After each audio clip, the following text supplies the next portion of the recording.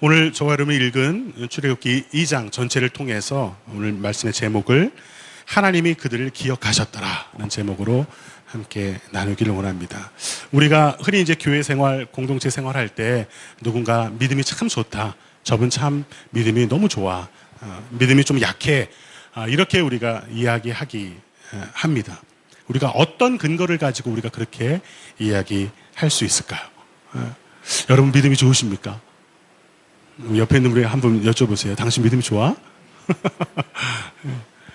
저는 믿음이 좋아 보입니까? 뭐가 도대체 믿음이 좋다고 이야기하는지 우리는 사실 정확한 성경적인 근거를 모르고 우리가 쉽게 판단하고 판결을 내리죠. 저 사람은 믿음이 좋은 사람, 이 사람은 믿음이 약한 사람, 이렇게 판단하죠. 그런데 신앙생활을 오래 하면 할수록 제 마음 가운데 드는 생각은 이 판단은 늘 유보될 수밖에 없다는 거예요. 그러니까 믿음이 좋은 걸로 생각했는데 가까이 가보니까 정말 그렇지 않은 분들도 우리는 수없이 많이 봅니다. 근데 반대로 정말 찌질해 보였던 한 사람이 믿음 위에 우뚝 서 있었던 사람이라는 것을 우리는 또 보게 돼요. 그래서 이 사람의 믿음이 좋다, 아니다를 판단하는 것이 쉽지가 않아요. 오늘 이 말씀을 통해서 오늘 그 질문에 대한 무엇이 믿음인 것인가에 대한 답을 우리 가운데 보여주고 계세요. 오늘 본문 말씀의 서술 방식이 참 재미있습니다. 좋은 이야기, 하나님 나라를 위한 유익된 이야기, 만을 성경에서 기록해 놓을 것 같은데 하나님의 백성들이 정말 처절하리만큼 고통당하고 있는 모습을 그대로 여과 없이 보여주고 계세요. 2장 내내 사실 이스라엘 백성들의 신음소리밖에 들리는 것 같지 않습니다. 1장으로 가면 더 그렇죠. 하나님의 백성들인데, 하나님의 자녀들인데, 택한 자들인데 성경의 역사를 통해서 430년간 하나님은 한마디도 대답하지 않으세요.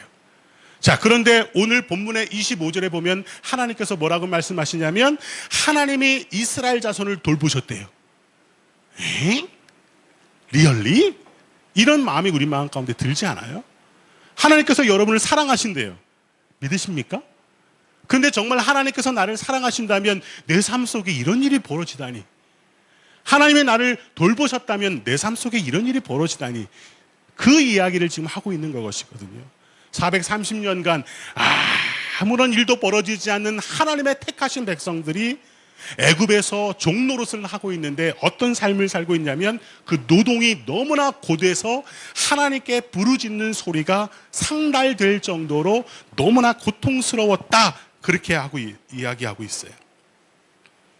내 자식을 내 마음대로 양육하지 못하는 이스라엘 백성들을 향한 죽이는 법이 애굽에 만연했단 말이죠. 그런 생활 속에서 하나님이 나를 사랑하신다? 이 고백이 나오겠습니까? 그리고 하나님이 이스라엘 자손을 돌보셨고 하나님이 그들을 기억하셨더라, 이 말이 믿어진다는 것이 생각보다 쉽지 않아요. 쉽지 않아요. 남자아이를 낳으면 죽여야 하는 현실 속에서 지금 이스라엘 백성들은 살고 있어요. 하나님의 백성들이, 저와 여러분들이 이 세상을 살아가기에 쉽지 않은 현실 속에서 살고 있단 말이죠. 저도 목회를 하고, 목사님도 지금 8년, 9년 목회하고 계시지만 하나님의 뜻대로 본질을 지켜가면서 목회하기가 쉽지 않은 현실을 우리가 살고 있단 말이죠.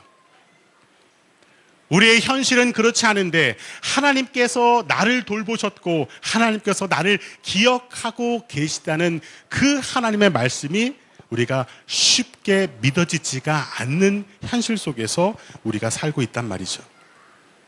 무엇이 은혜입니까?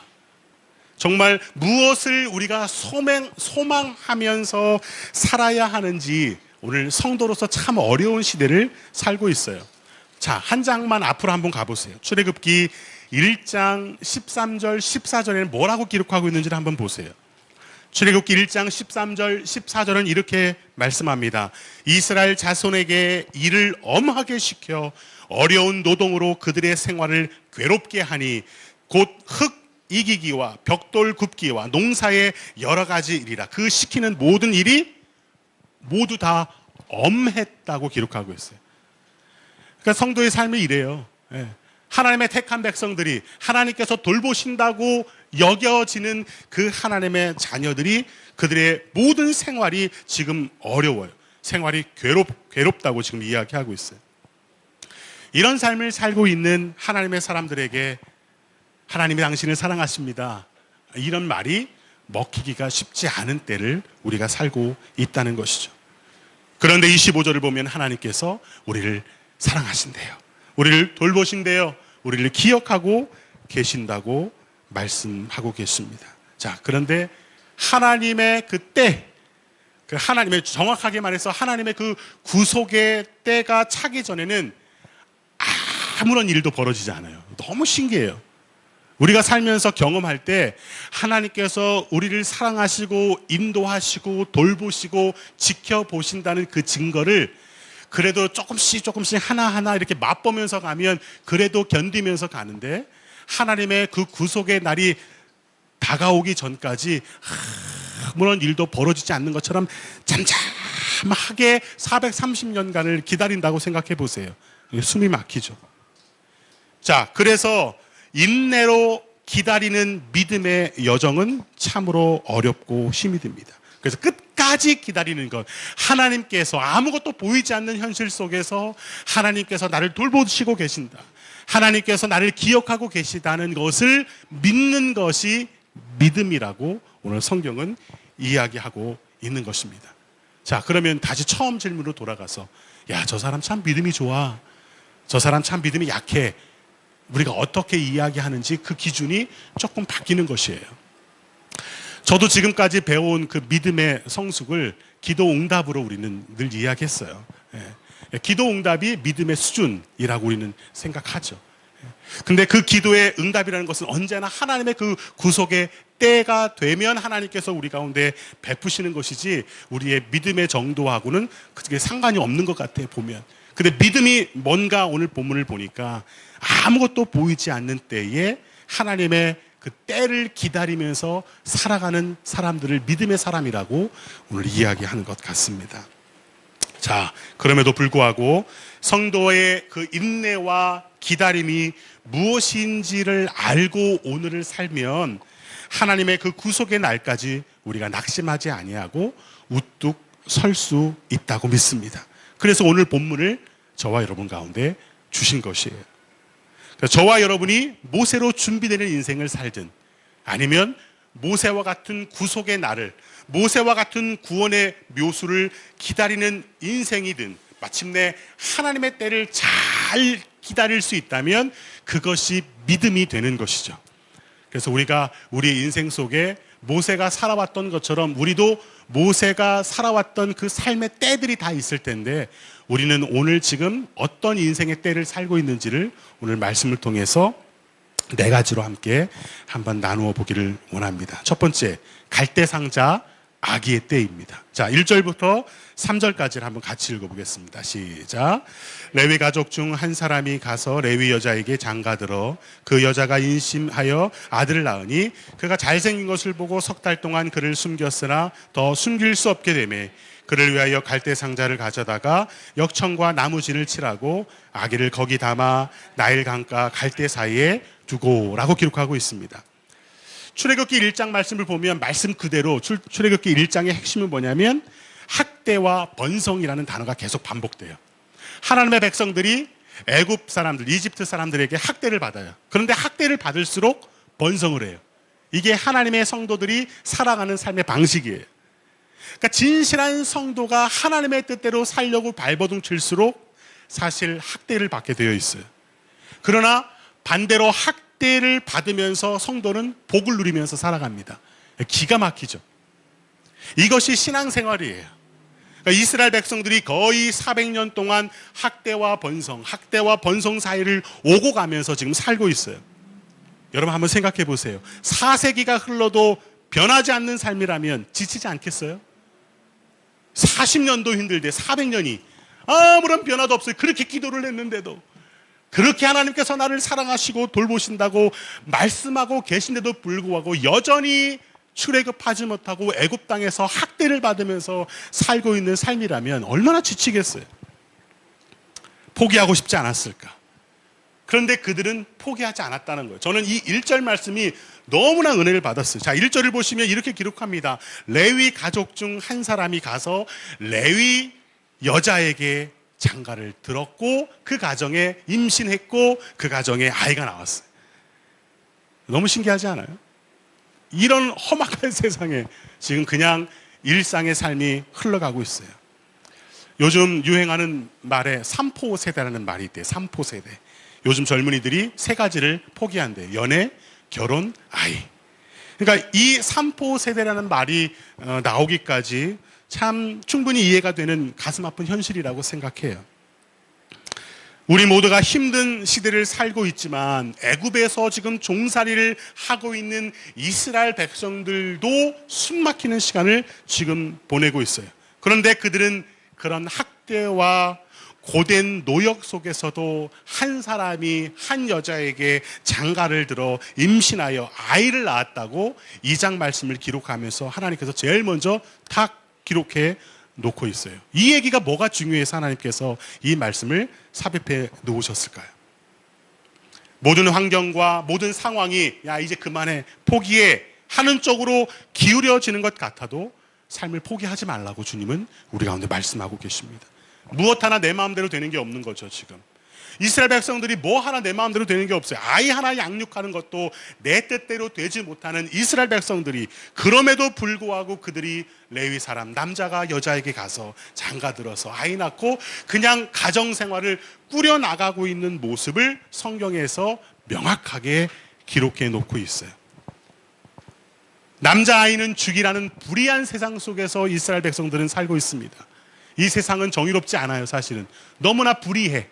불의한 세상 속에서 저와 여러분이 살고 있지만 한 남자가 한 여자에게 장가들어 임신하는 그 지극히 평범한 일상 속에서 우주적인 하나님의 섭리가 진행될 수 있다는 것을 오늘 성경이 증거하고 있는 것입니다.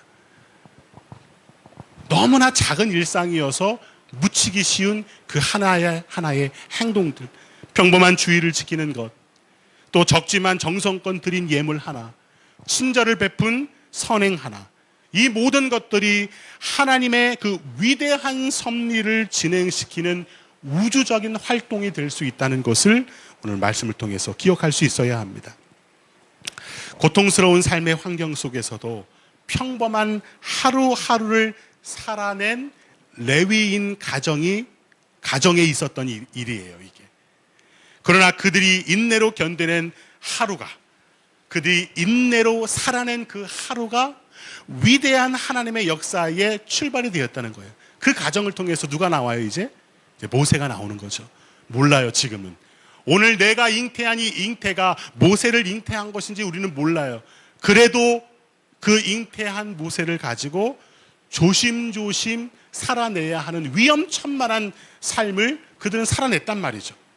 이것이 바로 성도의 긴장감이라고 할 수 있을 것입니다. 우리는 누구나 다 그런 때를 지내요.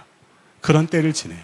예, 조심스럽게 모든 것이 힘들어지는 상황 속에서도 오늘 하루의 일상을 살아내야 하는 때를 우리는 지나가야 합니다. 자, 두 번째, 또 어떤 때가 있습니까? 대적의 손에 양육받는 때가 있어요. 예, 대적의 손에서 양육받아요.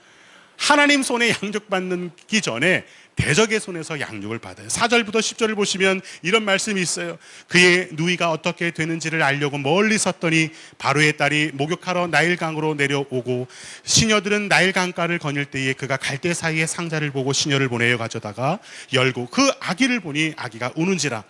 그가 그를 불쌍히 여겨 이르되 이는 히브리 사람의 아기로다.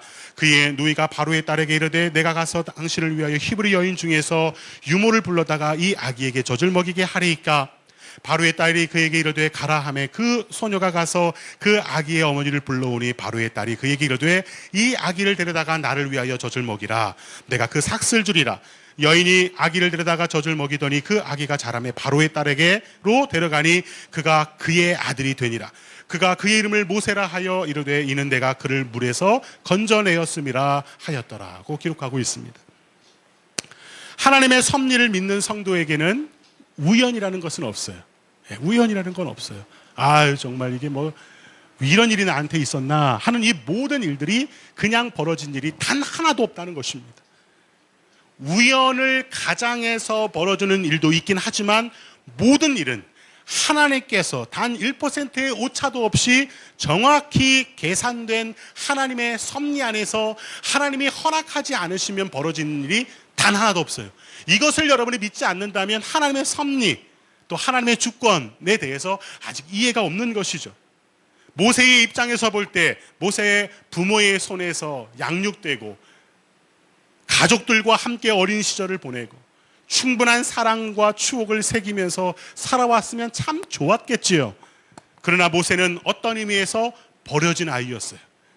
나일 강가에서 건져내었다는 의미의 모세라는 이름으로 자신의 민족을 학대하던 원수의 손에 양육되어져야 했습니다. 그러니까 애굽의 아들로 왕자로 자라나야만 했던 것이죠. 그러니까 어떻게 보면 모세는 참 꼬인 인생이에요. 우리 그런 말 종종 하잖아요. 아, 정말 내 인생이 이렇게 꼬였냐 진짜. 지금 모세가 딱 그런 삶을 살고 있습니다. 모세뿐만 아니라 요셉도 어떤 의미에서는 대적의 손에서 양육받는 시절을 오랜 세월 보냈어요. 어린 시절 애굽으로 팔려 군대 장관의 집을 돌보는 시간을 그는 보내야만 했습니다.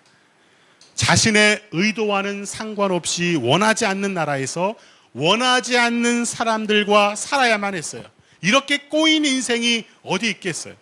요셉이나 또 모세나 이해되지 않는 시간을 지금 보내고 있지만 그 이해되지 않는 대적의 손에 양육되는 그 시간들을 통해서 반드시 하나님께서 이 한 사람을 통해서 하나님의 일들을 감당하기 위한 사명을 주시기 위한 훈련의 근거의 시간이 되었다는 것을 시간이 지나면 알게 되는 것이죠. 그러니까 지금은 몰라요. 아, 나는 참 이렇게 꼬인 인생인가? 하지만 그 인생이 왜 내 삶 가운데 이런 일들이 있었는지는 시간이 지나서 알게 되는 거예요. 그래서 주님도 후에 알게 될 것이야.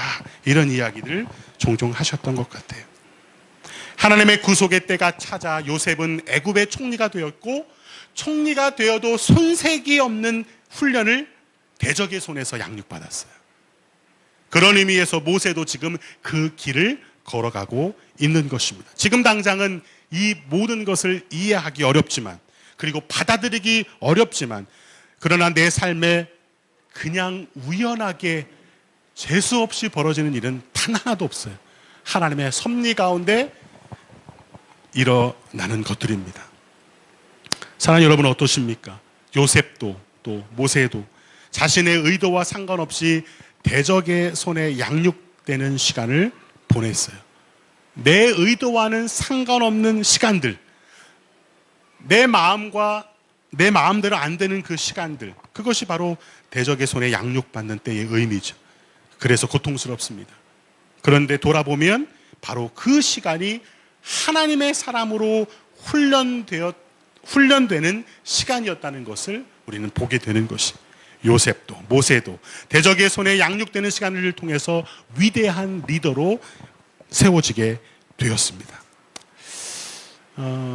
얼마 전 여러분 교회에서도 우리 교회에서도 장대준 선교사님을 위해서 기도하고 또 작은 후원을 해주셨던 것을 압니다. 장대준 선교사가 그 첫째 딸 그 아론이가 폐결핵과 이 뇌전증 증세가 함께 와서 좀 상당히 위험하다는 그 판단 아래 한국으로 급하게 귀국해서 우리가 함께 기도했었죠.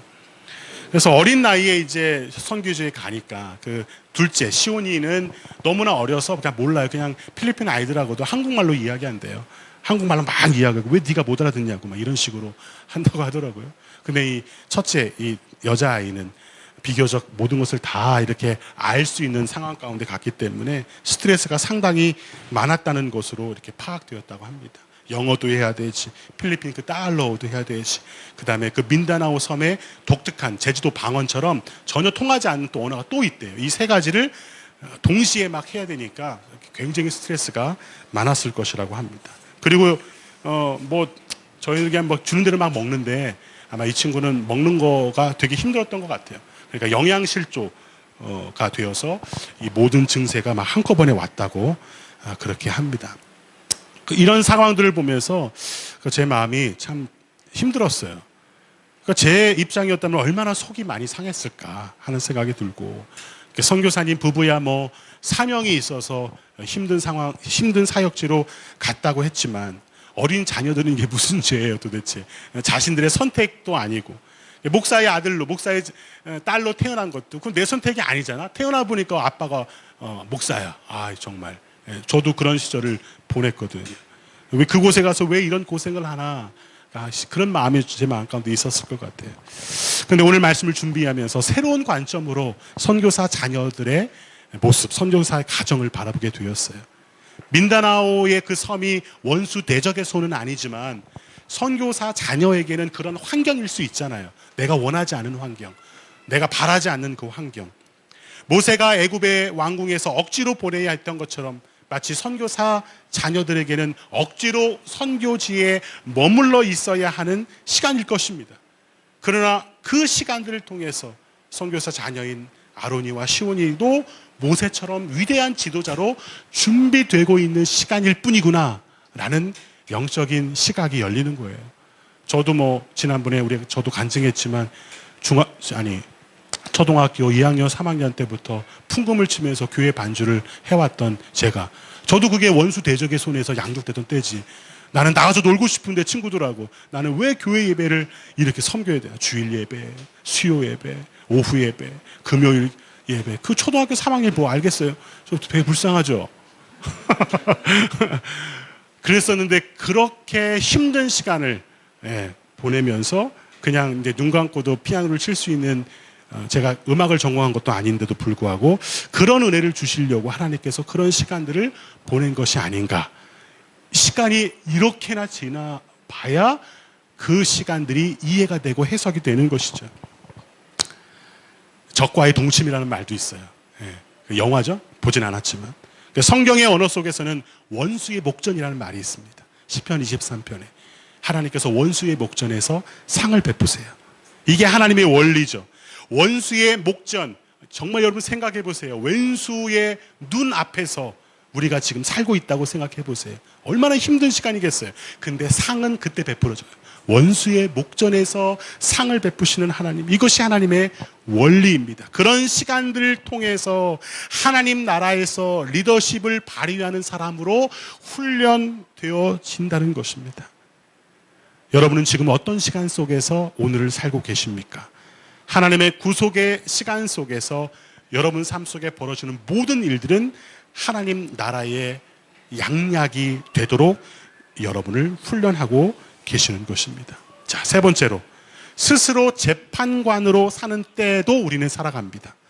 11절로 14절을 보시면 모세가 장성한 후에 한 번은 자기 형제들에게 나가서 그들이 고되게 노동하는 것을 보더니 어떤 애굽 사람이 한 히브리 사람 곧 자기 형제를 치는 것을 본지라. 좌우를 살피어 사람이 없음을 보고 그 애굽 사람을 쳐 죽여 모래 속에 감추니라. 이튿날 다시 나가니 두 히브리 사람이 서로 싸우는지라. 그 잘못한 사람에게 이르되 네가 어찌하여 동포를 치느냐 하매 그가 이르되 누가 너를 우리를 다스리는 자와 재판관으로 삼았느냐. 내가 애굽 사람을 죽인 것처럼 나도 죽이려느냐. 모세가 두려워 이르되 일이 탈로 되었도다 하고 지금 기록하고 있습니다. 하나님의 은혜가 참으로 놀라운 것은 여러분, 대적의 손에 양육을 받아도 젖은 어머니, 친어머니가 먹였어요. 이게 하나님의 은혜예요. 그러니까 대적의 손에 양육 받는 시간을 없애주시는 것이 은혜가 아니고 대적의 손 가운데 양육되어도 젖은 어머니가 먹일 수 있도록 허락해 주시는 게 그게 은혜예요. 그게 은혜예요. 그러니까 8절로 9절을 보시면 그 얘기가 나오죠. 하나님의 자녀가 대적의 손에서 양육된다고 해서 대적이 되는 게 아니에요. 이해가 되십니까, 여러분?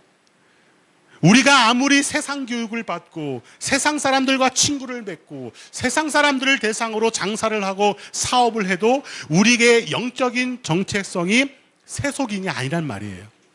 이해가 되시죠? 그래서 오랜 세월 동안, 시간 동안 모세가 애굽 왕궁에 머물고 애굽 왕궁의 손에서, 대적의 손에서 양육되었어도 모세의 관심은 온통 고통당하는 이스라엘 백성들 가운데 있었단 말이죠.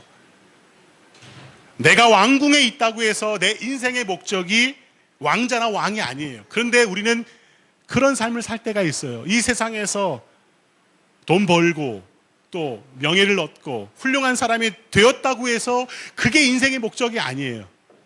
이해가 되시죠?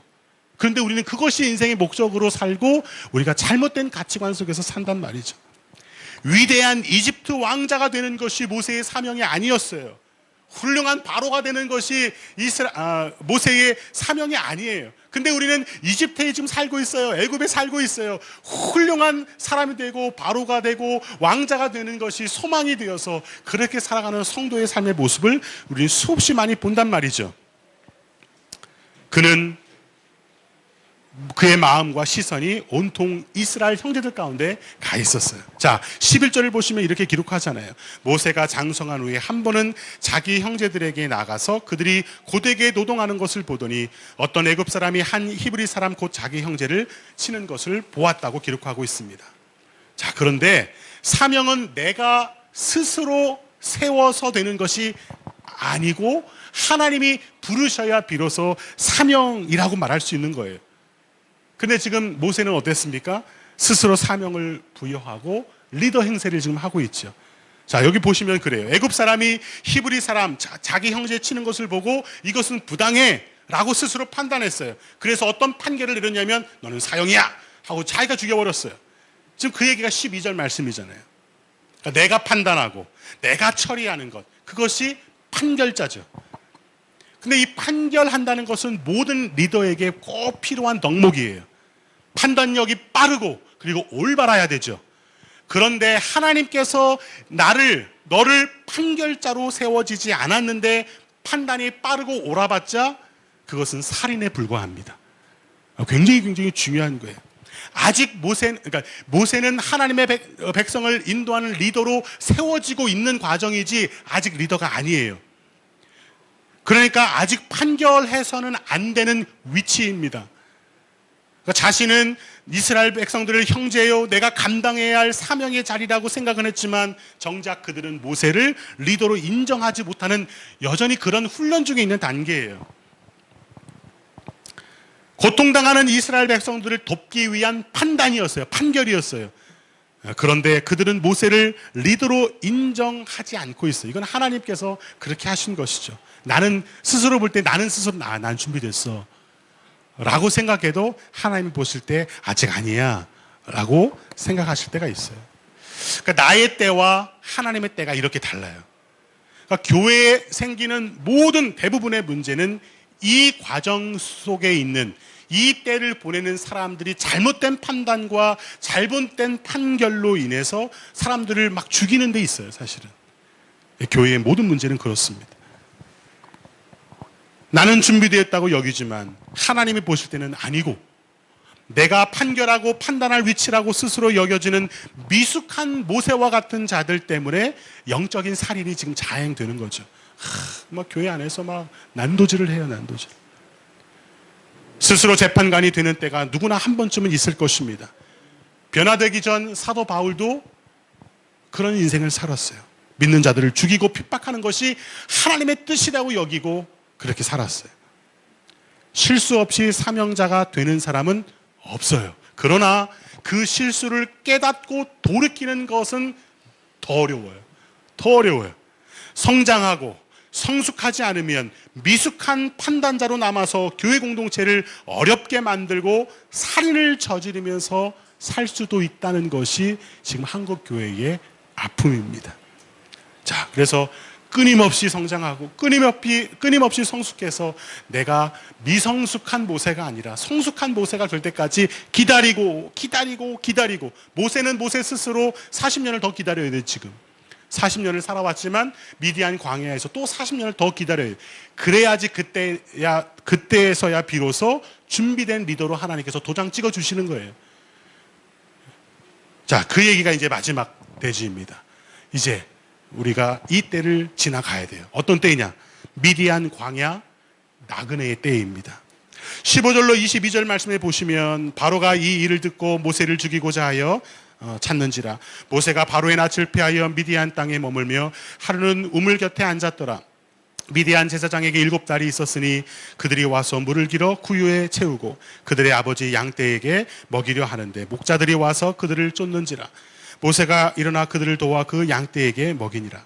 그들이 그들의 아버지 르우엘에게 이를 때에 아버지가 이르되 너희가 오늘은 어찌하여 이같이 속히 돌아오느냐. 그들이 이르되 한 애굽 사람이 우리를 목자들의 손에서 건져내고 우리를 위하여 물을 길어 한 양떼에게 먹였나이다. 아버지가 딸들에게 이르되 그 사람이 어디에 있느냐. 너희가 어찌하여 그 사람을 버려두고 왔느냐.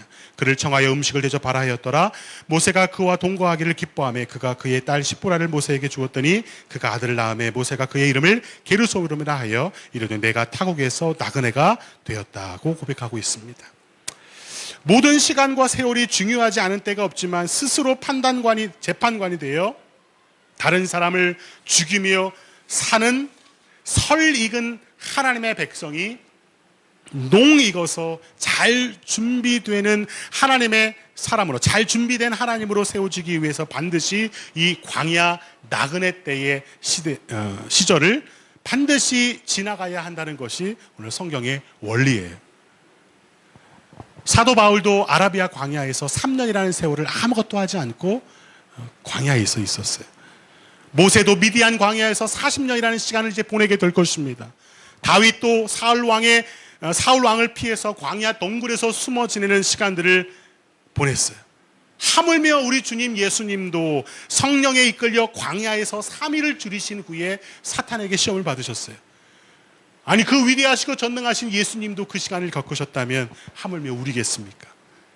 광야의 때를 잘 보내야 사람 죽이는 설익은 재판관 시절을 극복할 수 있어요. 하나님께서 저와 여러분을 농익은 하나님의 리더로 만들기 위해서 반드시 미디안 광야에서 나그네로 보내는 시간을 살게 하신다는 거예요. 자, 그러면 미디안 광야 그리고 나그네의 영적인 의미를 우리가 잠깐 살펴보고 말씀을 맺으려고 합니다. 광야의 의미가 뭘까? 그냥 광야 하면 막 싫잖아요. 광야. 제가 볼 때 광야의 의미는 주류가 아닌 외곽에서 지내는 때가 광야인 것 같아요. 광야는 외곽에 있어요. 모세의 생활권은 애굽의 럭셔리한 왕궁이잖아요. 대적의 손에 있었어도 그는 금수저처럼 자랐습니다. 시간이 지나면 그냥 저절로 바로가 되겠죠. 아니면 바로가 안 돼도 왕자로서의 삶이 보장된 인생이 모세였을 것입니다. 스스로 재판관이 되어서 애굽 사람을 죽이지만 않았어도 기회가 많았던 보장된 정치인이었어요. 다른 관점에서 봐도 가까이서 이스라엘 민족들과 함께 더불어 살 수 있었던 모세였어요. 계급은 달랐지만 가까이서 동족과 머물면서 살 수 있었다면 얼마나 다행이었겠습니까? 그런데 모세는 주류 사회 애굽의 외곽 미디안 광야에 머물러야 했어요. 영적으로도 정서적으로도 동족과 떨어진 자신을 전혀 알지 못하고 자기가 누군지 아무도 모르는 미디안 광야에서 40년이라는 시간을 보내야만 했어요.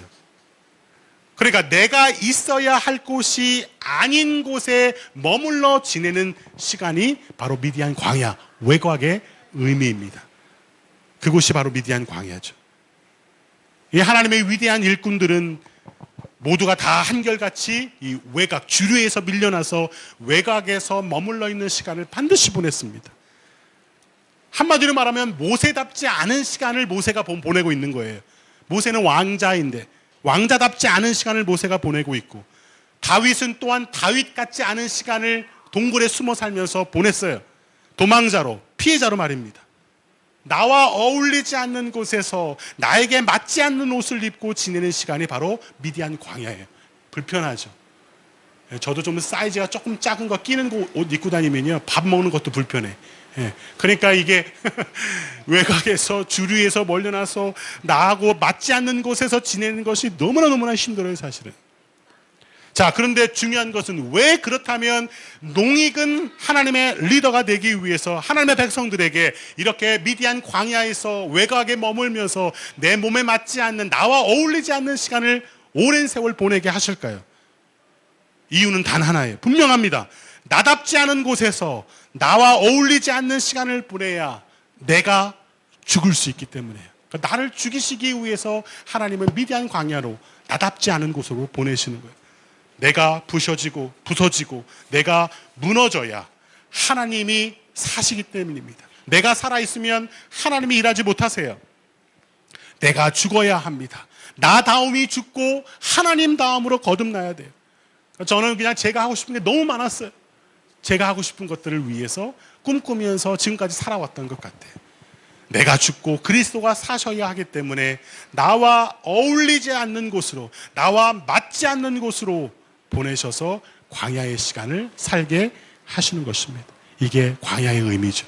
자, 두 번째, 나그네의 의미. 그럼 나그네는 어떤 의미입니까? 나그네, 내 일이 아닌 남의 일을 하는 사람이에요. 자, 보세요. 모세는 애굽의 왕궁에서 자라면서 애굽의 정치 훈련과 군사 훈련을 굉장히 세련되게 받았어요. 어디에 내놓아도 손색이 없을 바로가 되는 훈련을 그는 받았습니다. 왕의 DNA가 넘쳐나는 모세가 지금 미디안 광야에서 40년 동안 무엇을 하면서 지낸지 아세요? 양치기를 했단 말이죠. 근데 그 양도 내 양이 아니었어요. 자, 출애굽기 3장으로 넘어가서 3장 1절에 보시면 이런 말씀이 있어요. 모세가 그의 장인 미디안 제사장 이드로의 양떼를 치더니 그 떼를 광야 서쪽으로 인도하여 하나님의 산 호렙에 이르매 라고 기록하고 있습니다. 모세는 3장에서 하나님을 대면하기까지 거의 40년을 양치는 자로 살게 될 것입니다. 그것도 남의 양, 내 양도 아니고 모세의 양도 아니고 미디안 제사장 이드로의 양딸을 지금 치고 있습니다. 모세는 철저히 나그네였어요. 남의 양이나 치며 40년을 지금 보내고 있습니다. 자, 이 시간이 허송세월이라고 할 수 있을까요? 모세를 기억하고 있는 애굽의 동료들은 모세를 루저라고 기억하고 있을 것이에요. 같은 이스라엘 백성들은 아마 모세를 잊은 지 오래되었을 것입니다. 즉, 잊혀진 사람 모세, 루저 모세로 보여지는 때가 바로 나그네의 시절이에요. 모세는 모세 나름대로 지금 힘겨운 때를 보내고 있고, 하나님의 백성들은 400년 동안 또 힘겨운 세상 속에서 잊혀진 민족으로 지금 지내고 있어요. 우리는 지금 잊혀지고 있어요, 세상으로부터. 그래서 저와 여러분도 나그네와 같다고 성경은 기록합니다. 누구도 기억해 주지 않는 잊혀진 존재들. 세상 사람들이 볼 때 우리 성도들은 루저와 같을 수 있어요. 성공과는 거리가 먼 것처럼 보이고 누구 하나 우리를 기억해 주고 우리를 지켜봐 주는 존재가 없는 것 같습니다. 그래서 우리를 나그네라고 불러요. 그러나 모든 사람들이 우리를 잊어버리고 우리를 루저라고 여기고 우리를 지켜봐 주는 사람이 없지만 단 한 사람, 저와 여러분을 기억하시고 잊지 않으시는 분이 계세요. 모두가 다 우리를 잊어도, 우리가 기억되지 못하는 존재로 오늘 소망 없이 살아도 하나님이 우리를 기억하고 계십니다. 오늘 본문의 24절 25절을 우리가 함께 한번 읽어보겠습니다. 24절 25절 같이 한번 읽어볼까요? 시작. 하나님이 그들의 고통 소리를 들으시고 하나님이 아브라함과 이삭과 야곱에게 세운 그의 언약을 기억하사 하나님이 이스라엘 자손을 돌보셨고 하나님이 그들을 기억하셨더라. 아멘. 우리의 삶이 엄하고 괴로워도 하나님은 다 지켜보고 계십니다. 흙이기와 벽돌 굽기와 농사일이 너무나 엄하고 힘들어도 하나님은 저와 여러분을 기억하고 계세요. 그래서 우리가 아무리 힘들고 어려워도 낙심하지 말아야 합니다. 낙심하지 않는 것이 바로 믿음이에요.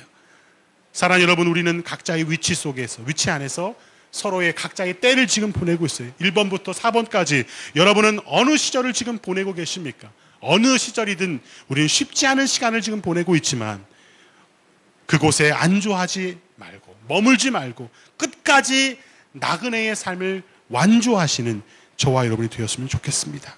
그래서 하나님이 보시고 기억해 주셔서 우리가 인정의 도장을 찍어 주실 때까지 믿음의 길을 온전히 걸어가시기를 주님의 이름으로 축복드립니다. 기도하시겠습니다.